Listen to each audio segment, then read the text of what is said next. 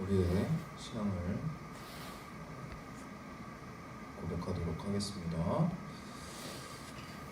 나는 전능하신 아버지 하나님 천지의 창조주를 믿습니다. 나는 그의 유일하신 아들 우리 주 예수 그리스도를 믿습니다.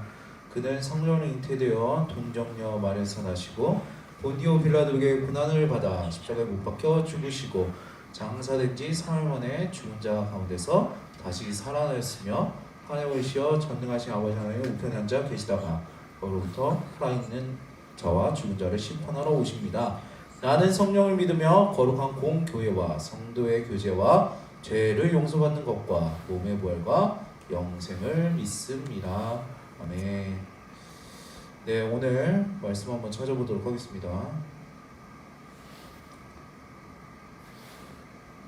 오늘 말씀은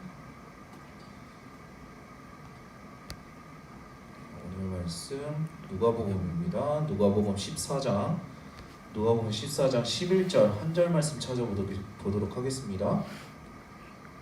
누가복음 14장 11절 한 절 말씀입니다.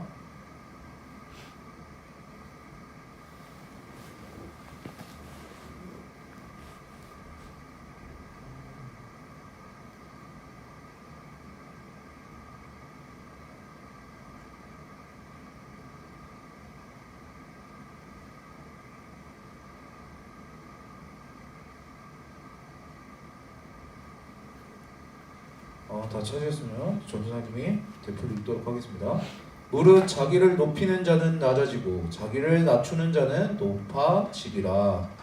아멘.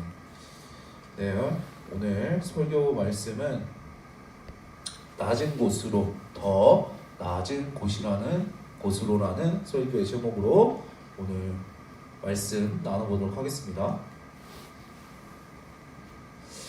네, 사람과 사람이 서로 관계를 맺고 지내는 것을 우리는 흔히 관계라고 말합니다. 관계의 목적과 형태에 따라서 순수한 관계라고 불리기도 하고 불순한 관계로도 여겨지기도 합니다. 그런데 순수한 관계든 일정한 목적을 가지고 맺어진 관계든 모두 관계에 기본적으로 적용되는 사항이 있습니다. 이게 없으면 결코 관계가 형성될 수가 없습니다. 성립될 수가 없습니다. 그게 뭐냐면 공통분모입니다. 나와 상대방 사이에 공통분모가 있어야 그 관계가 형성될 수 있다는 것입니다. 이를테면 같은 학교, 같은 반, 같은 연령이라는 공통분모가 있어야지 친구가 될 수 있습니다. 그 밖에 뭐가 됐든 목적이 있든 없든 순수하든 그렇진 않든 공통분모가 있어야 관계가 형성될 수 있다는 것입니다. 만약 최소한의 공통분모조차 없다면 친구는커녕 아는 사이조차도 될 수가 없습니다. 아니 아예 마주치는 것조차 불가능합니다. 하다못해 횡단보도에서 우연히 마주치는 것도 같은 시간, 같은 장소라는 공통점이 있어야만 가능한 일입니다. 이처럼 모든 관계는 서로 간의 공통점을 기반으로 형성됩니다. 이걸 다른 말로 하면 유유상종이라고 말합니다. 더 쉽게 말하면 끼리끼리 논다는 것입니다. 그래서 친구를 보면 그 사람을 알 수 있다. 자식을 보면 부모가 보인다 라고 우리는 흔히 말하는 것입니다. 네, 오늘 말씀에서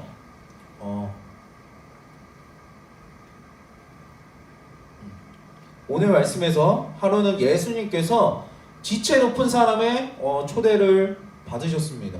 집안에 잔치가 열려서 그랬을 수도 있고 아니면 그냥 식사 한번 하자는 초대였을 수도 있습니다. 참고로 당시에 누군가를 이렇게 초대를 한다는 것 단순히 식사 약속을 잡는 차원의 문제가 아니었습니다. 사회적 관계망을 형성하는 일이었습니다. 무슨 말이냐 하면 초대한 사람과 초대받은 사람이 서로 신분이나 지위가 비슷하다, 동일하다는 것을 공공연하게 인정하는 행위였습니다. 그래서 초대를 받지 못하거나 초대를 거절당한다는 건 상당히 모욕적인 일이었습니다. 감히 네가 나를 초대를 안 해? 어쭈? 내가 내 초대를 거절해? 니까짓게? 이렇게 되는 것입니다. 그렇기 때문에 예수님이 초대에 응한 것도 그 사람과 친해서라기보다는 상대방에 대한 예의를 갖춘 것이라고 할 수 있습니다. 아무튼 예수님은 초대를 받은 집으로 찾아가셨습니다. 가보니까 그야말로 진풍경이 벌어지고 있었습니다. 초대받은 사람들이 서로 높은 자리에 앉으려고 신경전을 벌이고 있었던 것입니다. 누가복음 14장 7절은 말합니다. 예수님께서 초대받은 손님들이 서로 윗자리를 차지하려는 것을 보시고 비유를 들어 말씀하셨습니다. 웬만한 모임에는 여러분 상석이라고 해서 그 모임에서 가장 높은 사람이 앉는 자리가 있습니다. 예를 들어 긴 테이블에서 회의를 할 경우에 대체로 의장은 테이블의 끝자리에 혼자 앉을 수 있는 그 자리에 앉습니다. 차를 탈 때는 보조석 뒷자리가 여러분 상석입니다. 이런 예의와 격식은 기본적으로 알아두는 것이 좋습니다. 이런 걸 별로 따지지 않는 사람들도 분명히 있지만 중요하게 여기는 사람도 분명히 있기 때문입니다. 그리고 상대방이 따지든 안 따지든 기본적인 예의는 여러분 지키는 게 좋습니다. 당시 식사 자리에도 당연히 여러분 상석이 있었습니다. 알파벳 U자로 생긴 식탁에서 3인용 의자가 배치되어 있었는데 그 중에서 식탁의 가운데 자리 U자에 구부러진 곳이 여러분 상석이었습니다. 그 3인용 자리에서 왼쪽이 두 번째로 높은 자리였고 오른쪽이 세 번째로 높은 자리였습니다. 올림픽 시상대를 떠올리면 여러분 이해하기 쉬울 것입니다. 어쩌면 당연한 말이겠지만 상석은 여러분 아무나 앉을 수 있는 자리가 아닙니다. 먼저 온 사람이 차지하는 것도 아니고 선착순도 아니었습니다. 몸이 불편한 사람이나 어르신들에게 내주는 배려석도 아니었습니다. 상석은 여러분 지정석입니다. 엄연히 임자가 있습니다. 식사에 초대한 주인이 그 자리에 앉기도 했고 주인이 특정 인물을 지정해서 앉히기도 했습니다. 아무튼 상석은 이미 내정되어 있는 것입니다. 그런데 예수님이 초대받은 그 식사 자리에서 서로 상석에 앉으려고 신경전을 벌이는 꼴 사나운 모습을 보고 계셨습니다. 이건 너무나도 채신머리 없는 예의에 어긋나는 행동입니다. 왜냐하면 앞서 말했던 것처럼 상석은 주인이 자기의 권한으로 지정해둔 자리이기 때문입니다. 그러므로 주인이 지정하지 않는 사람이 상석에 앉으려고 하는 것은 주인의 권한을 무시하는 행위입니다. 이런 경우를 두고 월권이라고 말합니다. 남의 잔치에 초청을 받아서 월권을 행하는 건 엄청나게 무례한 일입니다. 뿐만 아니라 이건 잔치 분위기를 망치는, 여러 사람을 난처하게 만드는 행동입니다. 한번 여러분 생각해 봤으면 좋겠습니다. 그 자리에 진짜 주인공이 등장하면 여러분 그때는 어떻게 하겠습니까? 남의 자리에 앉아있는 사람도 머쓱하고 잔치를 주최한 주인도 난처하고 상석의 주인공도 뻘쭘하고 심지어 부끄러움은 보는 사람의 몫입니다. 그래서 예수님은 서로 상석에 앉으려고 기싸움을 벌이는 사람들에게 비유를 들어 이렇게 말씀하십니다. 누가복음 14장 8절과 9절의 말씀입니다. 내가 누구에게나 혼인잔치에 청함을 받았을 때 높은 자리에 앉지 말라 그렇게 앉으면 너보다 더 높은 사람이 청함을 받을 경우에 너와 그를 청한 자가 와서 너더러 이 사람에게 자리를 내주라 하리니 그때에 내가 부끄러워 끝자리로 가게 되리라. 어떤 사람이 여러분 초대를 받았습니다.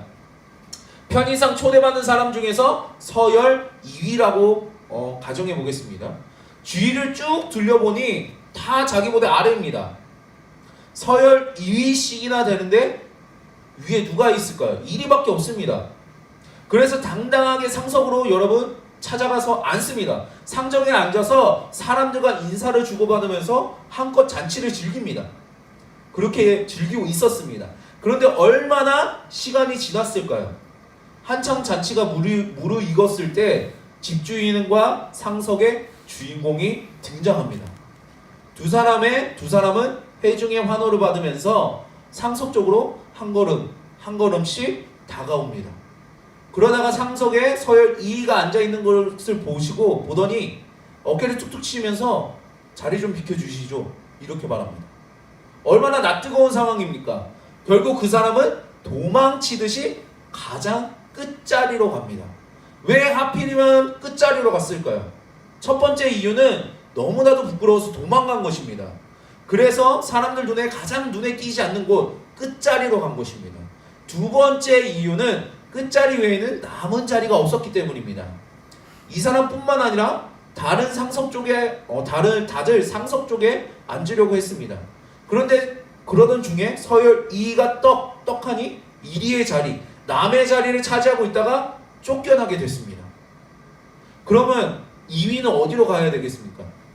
원래 자기가 앉아야 할 자리로 가고 2위 자리에 앉아있던 사람 보고 3위의 자리로 가라 하고, 그렇게 잔치에 참여한 모든 사람이 다 한 칸씩 자리로 옮겨야 할까요?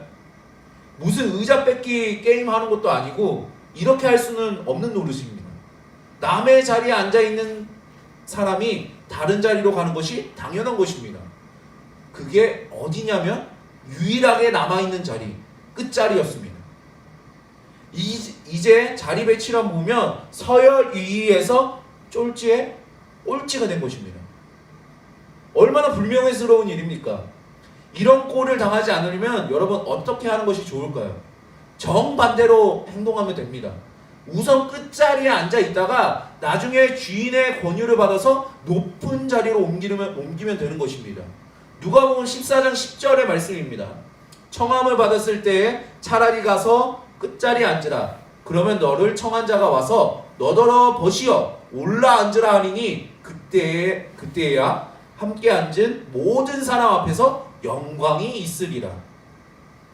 예수님께서 이 말씀을 하신 이유는 단순히 자리 배치에 대한 문제나 처세수를 가르치시기 위해서 그렇게 말씀하신 것이 아닙니다. 예수님은 그 자리에 있는 자들, 서로 상석을 차지하기 위해 싸우는 자들, 기싸움을 벌이는 지극히 자기 과시적이고 자기 중심적인 자들, 한마디로 교만한 자들에게 겸손을 가르치시길 원하셨습니다. 누가복음 14장 11절은 말합니다. 무릇 자기를 높이는 자는 낮아지고 자기를 낮추는 자는 높아지리라. 하나님께서는 잔치에 초대된 사람들처럼 자기를 스스로 높이는 자들을 낮추시고, 예수님께서 비유를 통해 가르치신 것처럼 겸손하게 자기를 낮추는 자들을 오히려 높여주십니다. 하나님께서 이러한 역전 혹은 반전을 행할 수 있는 이유는 하나님이야말로 가장 높으신 분이시며 모든 것을 주관하시고 다스리시는 분이시기 때문입니다. 우리는 성경 곳곳에서 역전을 일으키시는 하나님에 대한 가르침을 발견할 수 있습니다. 사무엘상 2장 6절과 7절의 말씀입니다. 여호와께서는 죽이기도 하시며 살리기도 하시며 가난하게 하시고 부하게도 하시며 낮추기도 하시고 높이기도 하십니다. 고린도전서 1장 27절에서 29절도 말합니다. 하나님께서는 지혜로운 사람들을 부끄럽게 하시려고 세상에 어리석은 것들을 택하셨고 강한 것들을 부끄럽게 하시려고 세상에 약한 것들을 택하셨습니다. 또한 하나님께서는 잘난 체 하는 것들을 없애시려고 세상에 천한 것들과 멸시받는 것들과 아무것도 아닌 것들을 택하셨습니다. 이는 어떤 육체라도 그분 앞에서 자랑하지 못하게 하려는 것입니다. 오늘 우리가 계속 보고 있는 누가복음 13장 30절도 이렇게 말하고 있습니다. 보라, 나중된 자로서 먼저 될 자도 있고 먼저 된 자로서 나중될 자도 있느니라. 이처럼 하나님께서는 스스로 높이는 자는 낮추시고 스스로 낮추는 자를 도리어 높여주십니다. 그 결정체가 바로 예수 그리스도이십니다. 예수님은 여러분 하나님이십니다. 예수님은 지극히 높고 위대하고 영광스러운 분이십니다. 그럼에도 불구하고 예수님께서는 스스로를 한없이 낮추셨습니다. 얼마나 낮추셨습니까? 상석에서 여러분 끝자리로 오셨습니다. 하늘의 보좌를 버리시고 이 땅에 오실 만큼 그만큼 낮추셨습니다. 하나님이 신이, 우리가 알고 있는 신이 인간이 되신 것입니다.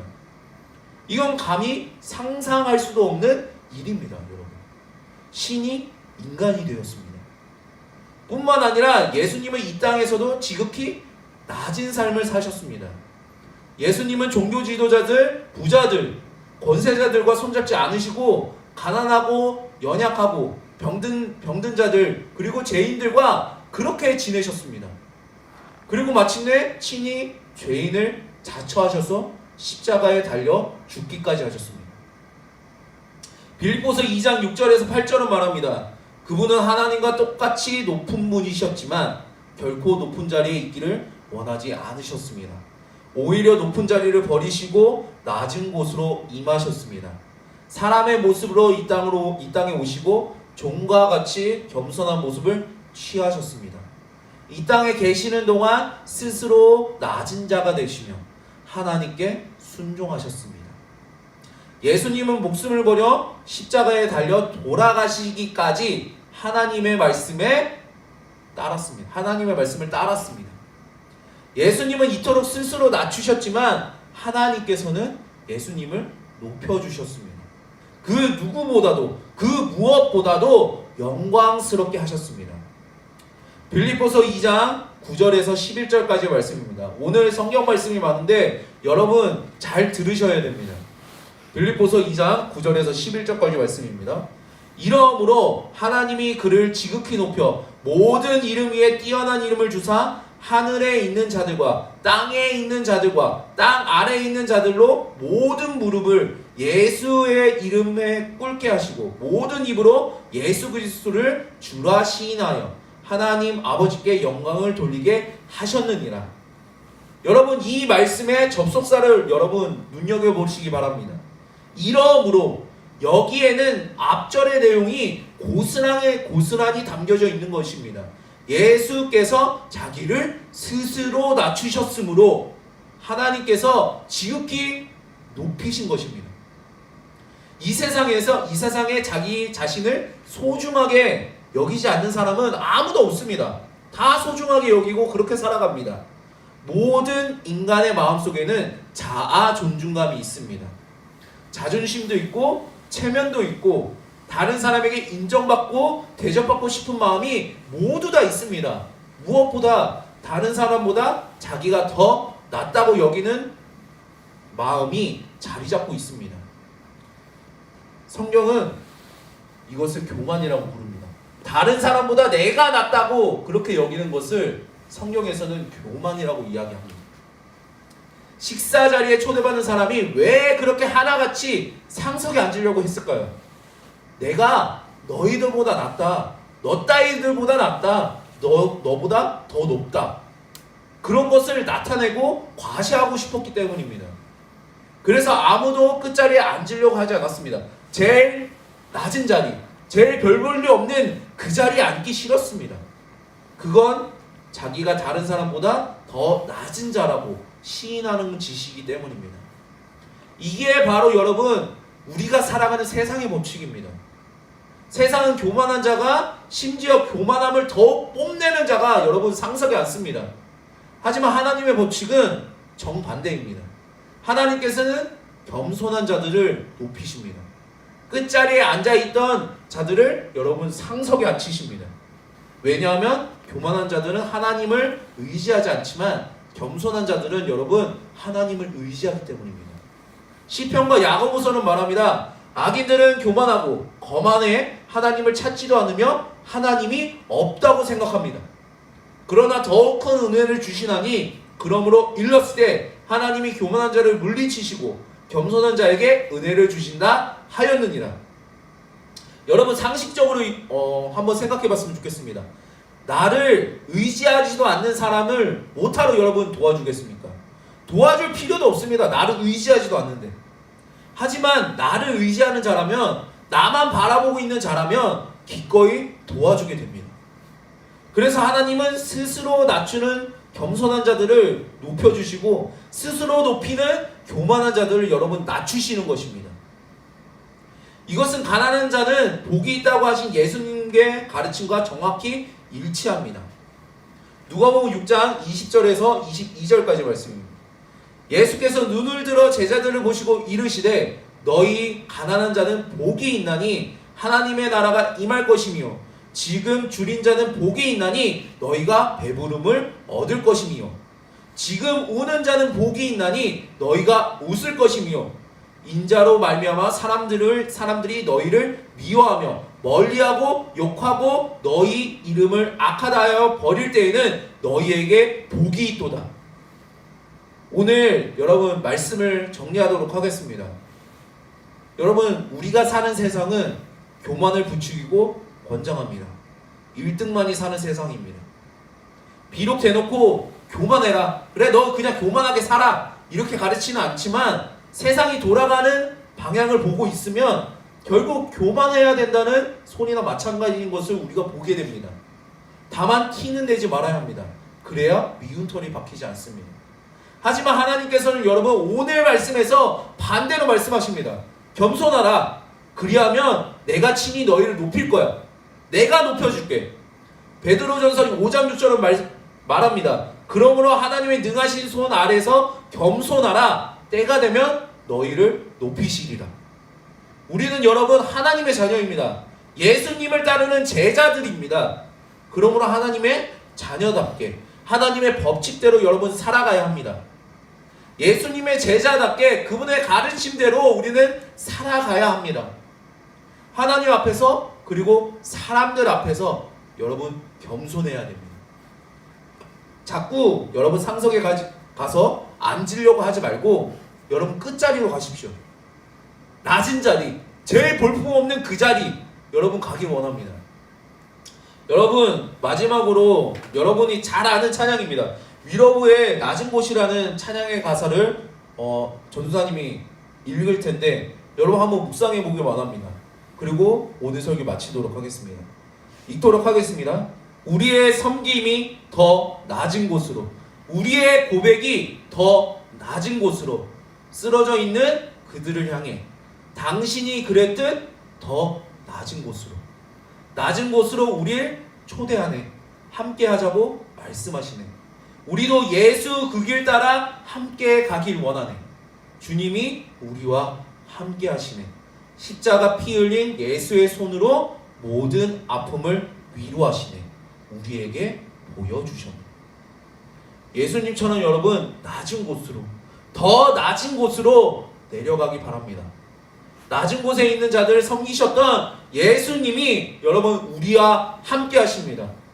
오늘 본문 말씀을 다시 한번 읽도록 하겠습니다. 무릇 자기를 높이는 자는 낮아지고 자기를 낮추는 자는 높아지리라. 이러한 하나님의 은혜를, 우리를 높여주시는 그 은혜를 체험할 수 있기를 여러분 간절히 소망하면서 기도합니다. 기도하겠습니다. 하나님 감사합니다. 우리는 계속 높아지고 싶고 1위가 아니면, 최정상이 아니면 만족하지 못합니다. 우리가 그런 시대를 살아가고 있습니다. 1등만 알아주는 그런 시대에 살아가고 있습니다. 상석에 앉아야지 비로소 내 꿈이 실현되는 것 같고 내 자아가 실현되는 것 같은 그런 세상에서 살아가고 있습니다. 그러나 주님께서는 우리를 부르실 때 1등의 자리로 부르시지 않으시고 제일 낮은 자리로 부르셨습니다. 주님, 우리는 주님을 믿는 그리스도인입니다. 예수님이 하셨던 것처럼 예수님이 병든 자, 귀신 들린 자, 제일 세상에서 살아가는 제일 약한 자들을 돌보셨던 것처럼, 그 낮은 자리에 계셨던 것처럼 우리도 낮은 자리에 있기 원합니다. 그럴 때 주님께서 높여주십니다. 하나님의 그 역설, 하나님의 그 반전을 믿는 우리가 될 수 있도록 주님 도와주시옵소서. 우리가 더 낮아지기 원합니다. 우리의 자존심이 뭉개져도, 우리가 눈물 흘릴지라도, 우리가 화가 날지라도 주님, 우리가 더 낮은 자리로 가기 원하오니 주님, 우리 학생들에게 그 겸손한 마음 주시옵소서.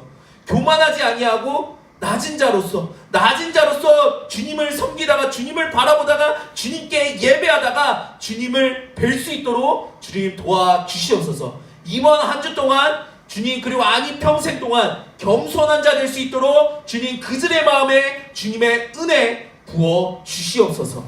감사합니다 주님. 그리고 사랑합니다. 이 모든 말씀 사랑과 자비에 충만하신 예수 그리스도의 이름으로 기도드립니다. 아멘.